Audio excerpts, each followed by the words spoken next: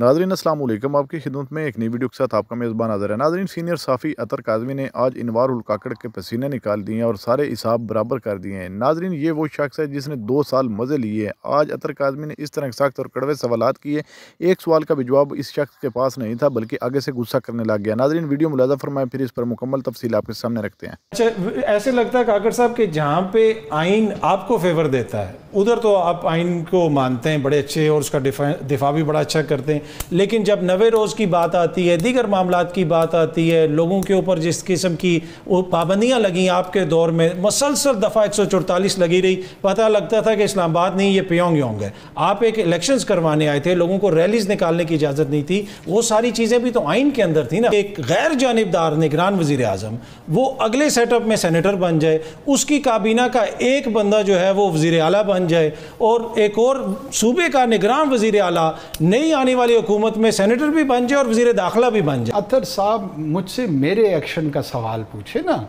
आप मुझसे जो है ना मेरे परदादा का सवाल अगर पूछेंगे कि वो गांव से क्यों नहीं निकले।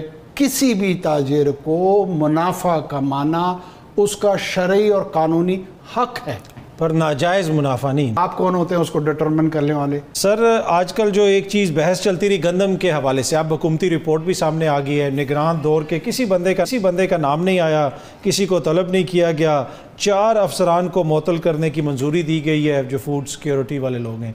तो इतने ताकतवर हैं आप कि आपने अपना नाम निकलवा लिया इस सारे मामले से, या फिर आपका नाम था ही नहीं इसमें?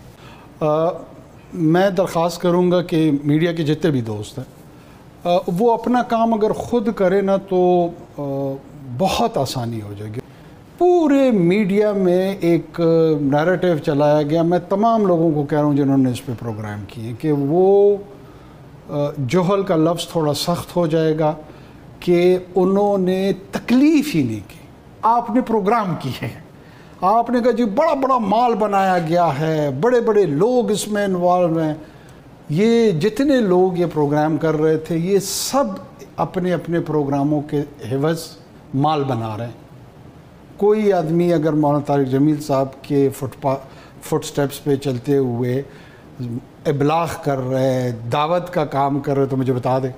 नहीं, इसमें अर्ज़ मेरी जी अर्ज़ में सुन, आपने सवाल किया, चूँकि प्राइवेट ट्रांजैक्शन में प्रॉफिट मेकिंग एक लेजिटिमेट एक्ट है जिसको कोई रियासत मदीना की बनाना चाह रहा है, कोई और रियासत बनाना चाह रहा है, उस शरीयत मुहम्मदी सल्लल्लाहु अलैहि वसल्लम के तहत किसी भी ताजिर को मुनाफा कमाना उसका शरई और कानूनी हक है, पर नाजायज़ मुनाफा नहीं। भाई मैं कौन होता हूँ उसको डिटरमिन करने वाला और आप कौन होते हैं उसको डिटरमिन करने वाले? सर, एज ए वज़ीर आज़म आप अथॉरिटी हैं कि आप कंपटीशन कमीशन है, ये सारी चीज़ें हुकूमत के नीचे होती हैं। एक मिनट, इसका मतलब ये है कि मैं मुल्क में प्राइस कंट्रोलिंग का निज़ाम मौजूद है। अच्छा, जो काम हम करते थे तो सबसे पहले सवाल आप जैसे दोस्त कर रहे थे, तो इनका मैंडेट ही नहीं है, क्यों कर रहे हैं? कोई काम करने से पहले हमारे मैंडेट पर सवाल करते थे। सर, आपको ये नहीं लगता कि कितनी गंदम उसकी पैदावार होगी, फोरकास्ट करना हुकूमती महकमों का काम है, थोड़ा सा प्रेडिक्ट करना कि ताकि वो क्या वहाँ पे आपको कोताही वहाँ पे भी नजर नहीं आता? कोताही नहीं है। फिर ये क्यों, किसान क्यों रो रहा है आज, ये क्या मसला है? यही मैं अर्ज करूँ, एफर्ट करें, इन्वेस्टिगेट करेंगे क्या इशू है। फिर ये जो 4 अफसरान को मुअत्तल किए तो मुझे नहीं पता ये क्यों कर रहे हैं, फिर मतलब कि इनको कुर्बानी का बकरा बनाया जा रहा है। देखिए अतर साहब मुझसे मेरे एक्शन का सवाल पूछे ना, आप मुझसे जो है ना मेरे परदादा का सवाल अगर पूछेंगे कि वो गांव से क्यों नहीं निकले। हनीफ अब्बासी साहब, उन्हीं की जमात के वोटों से आप सेनेटर बने हैं, उन्होंने कहा और आपने उनको फॉर्म 47 की बात की ना, मैंने की है, फॉर्म 47 10 दफा इसकी तरदीद कर चुका हूं, कोई नहीं जो मीडिया पूरे में अब मैं कर ना, आप तहकीक नहीं करते, मैं उनके पार्टी के वोटों से सेनेटर नहीं बना, आपको नहीं पता, आप आज़ाद बने। देखिए अब आप, ये मेरा अकेला है, आप तहकीक करें सर, मालूमात करें। मतलब पीपल्स पार्टी और नून लीग की हुकूमत है, तो मेरे पीपल्स पार्टी और नून लीग की हुकूमत है, आपने इसको काटना नहीं है। नहीं, बिल्कुल नहीं काटूंगा सर। पीपल्स पार्टी और नून लीग की हुकूमत है, उन्होंने डिसाइड किया कि हमने कौन कौन सा सेनेटर लेके आना है। बलोचिस्तान से वो आपको भी ले, अहमद वली खान साहब को भी लेके आए, तो उन्हीं की हुकूमत हो गई आपकी बात। हाँ, बिल्कुल बिल्कुल, यही मैं कह रहा हूँ, आप अपनी तहकीक नहीं करते। ठीक है, वहाँ पर एक फार्मूला बना कि हम ان اپوزڈ اس دفعہ الیکشن کنڈکٹ کروائیں گے سینٹ کا. وجہ اس کی یہ ہے کہ لین دین کے الزامات ہوتے ہیں, پیسوں کے الزامات ہوتے ہیں. وہاں یہ فارمولا کس نے بنایا؟ آپ سن تو لیں, پھر اس کو میں بتا دوں گا کس نے بنایا. نہیں, کس نے بنایا؟ یہ کوفی عنان نے بنایا. نہیں یار سن تو لیں. پیپلز پارٹی اور نون لیگ نے بنایا. وہ بھی اس کا حصہ تھا. ایگزیکٹلی وہ بھی اس کا حصہ تھے, انہوں نے نہیں بنایا. وہ اس کا حصہ تھے نا, حکومت. باقیوں کو بھی سن لو. اس میں جمعیت علماء اسلام فضل الرحمان گروپ بھی تھا, اس میں بلوچستان عوامی پارٹی بھی موجود تھی. نون لیگ کے کوٹے میں 3 سینیٹرز آ رہے تھے, وہ تینوں کے تینوں اپنے لے آئے ہیں, تو میں کہاں سے آیا ہوں؟ پیپلز پارٹی کے جو کوٹا تھا اس میں 4 آ رہے تھے, وہ 4 کے 4 آ گئے, تو میں کہاں سے آیا ہوں؟ میں تو نہ نون کے ووٹوں سے آیا ہوں نہ پی پی کے ووٹوں سے. تو یہی تحقیق نہیں کی نا آپ نے, یہی تو میں عرض کر رہا ہوں. نہیں, پر اگر نہیں, میں بتا رہا ہوں, چلیں آپ پلیز کریں, میں بتا رہا ہوں آپ کو. آپ چونکہ اگر میڈیا تحقیق کر لے تو سب کی زندگی آسان ہو جائے. ٹھیک ہے, اس کے بعد ضرور الزام لگائیں. بلوچستان عوامی پارٹی کے 5 ووٹ اور جمعیت علماء اسلام کے جو 12 ووٹ تھے, وہ ایک جنرل 8 پہ لا سکتے تھے, 4 ان کے ایکسٹرا بچ رہے تھے. ان ووٹوں سے ان کو ٹیکنوکریٹ ملا جو ان کا مولی واسع بنا, اور میں جرنل میں مجھے 4 کے اضافی کے ساتھ میں آ سکتا تھا. یہ اس الائنس کی صورت میں بنا.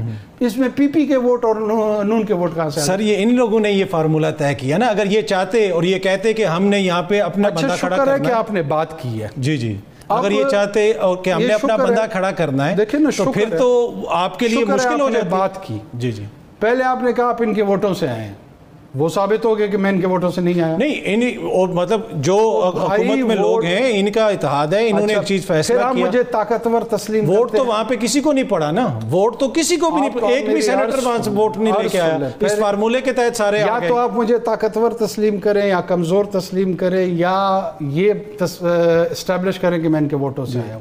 اور اگر الیکشن ہو جاتا, یہ بتائیں بلوچستان میں کتنے سینیٹر ووٹ لے کے آئیں؟ سارے ان اپوزڈ ہیں. ایگزیکٹلی, تو یہ ان لوگوں نے فارمولا طے کیا ہے نا. ووٹ تو بلوچستان میں کسی کو نہیں پڑا. ابھی دیکھیں, میں نے آپ کی بات جہاں سے شروع کی, پھر کہہ دیتا ہوں, مجھے نہیں سمجھ آ رہا. آپ نے کہا آپ انہی کے ووٹوں سے آئے ہیں, میں نے کہا نہیں آیا ہوں. وہ میں نے آپ کو اسٹیبلش کر دیا کہ ان کے ووٹوں سے ان کے اپنے لوگ آئے ہیں. ٹھیک ہے, میں جن ووٹوں کی بدولت سینٹ میں نمائندگی کر رہا ہوں وہ یہ 5 اور وہ 4 ووٹ ہیں, وہ ان کے ووٹ نہیں ہیں. اگر الیکشن ہوتے بھی پھر آپ کہتے ہیں کہ میں اتنا طاقتور ہوں, تو پھر یہ مجھ سے کیسے جیتتے؟ ووٹ تو پھر بھی مجھے ہی پڑنے تھے. ٹھیک ہے, یہ میرے ووٹ یہ نہیں چھین سکتے تھے. چلیں, یہ میں نے آپ کا موقف مان لیا. آپ نے کہا کہ صحافی تحقیقات نہیں کرتے. بطور نگران وزیر اعظم میرے خیال میں آپ واحد وزیر اعظم تھے جس نے سب سے زیادہ غیر ملکی دورے کیے. ہم نے رائٹ ٹو انفارمیشن کے تحت ایک وکیل کے ذریعے انفارمیشن کمیشن کو لکھا. آج تک آپ کے اخراجات کا انہوں نے نہیں بتایا کہ جی کتنے خرچہ ہوا تھا. آپ کو پتا کتنا خرچہ ہوا تھا آپ کے دوروں پہ؟ میرے سب سے کم خرچے ہوئے تھے, اور میں شکر ادا. پر یہ کیوں نہیں پھر رائٹ ٹو انفارمیشن کے تحت ایک باقاعدہ اب جو ہے انفارمیشن کمیشن میں گیا ہوا ہے, بیرسٹر ابوذر سلمان نیازی کی اپلیکیشن ہے, اور ان کو وہ نہیں دیا جا رہا, اور وہ اس کیس کو اب آگے وہ پرسو کر رہے ہیں. دیکھیں, میں تو آپ صحافیوں کو اب گلا تو کرتے ہیں, پر اگر ہم رائٹ ٹو انفارمیشن کے تحت کسی کچھ منگوانا چاہیں تو ملتا نہیں ہے سم ٹائمز. ابھی میں آپ کا گلا دور کر دیتا ہوں.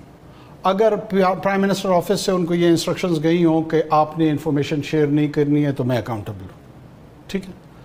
اور اگر وہ نہیں کیا ہے, کسی بھی ادارے کی یہ کوتاہی ہے کہ جو قانونی فریضہ ان کا ہے وہ ادا نہیں کر رہے ہیں, تو اس کی ذمہ داری تو ان پہ آتی ہے, مجھ پہ تو نہیں آتی.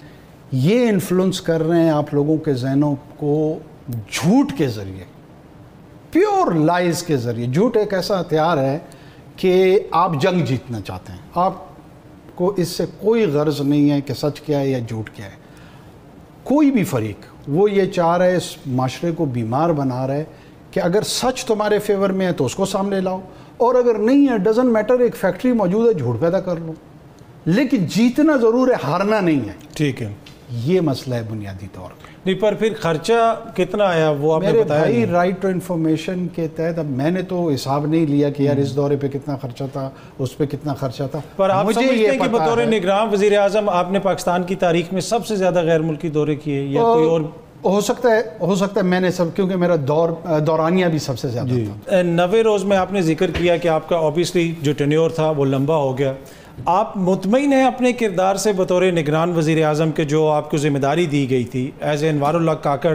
آپ آگے جا کے آنے والے اپنی نسلوں کو، دوستوں کو، جدھر بھی بیٹھیں گے آپ یہ ہاتھ اٹھا کے کہہ سکتے ہیں کہ یار میں مطمئن ہوں، میں جو کر سکتا تھا وہ میں نے کیا. جی بالکل. اچھا سر، آپ بھی آزاد ہیں، فیصل واڈا صاحب بھی آزاد ہیں. یہ آزاد سینیٹر کیسے بنتا ہے؟ آپ نے تو ووٹ نہیں لیے، واڈا صاحب کو تو باقاعدہ ووٹ پڑے، پر وہ پھر بھی آزاد ہیں. تو اگر کوئی سیاسیات کا اسٹوڈنٹ آپ کا انٹرویو سن رہا ہو، وہ آزاد سینیٹر کیسے منتخب ہو سکتا ہے؟ اس کے لیے کیا کچھ کرنا پڑتا ہے؟ کہ سیاسی جماعتوں کے تو کسی کا احسان آپ نے لیا نہیں، تو کیسے ہم منتخب ہوں پھر آزاد سینیٹر؟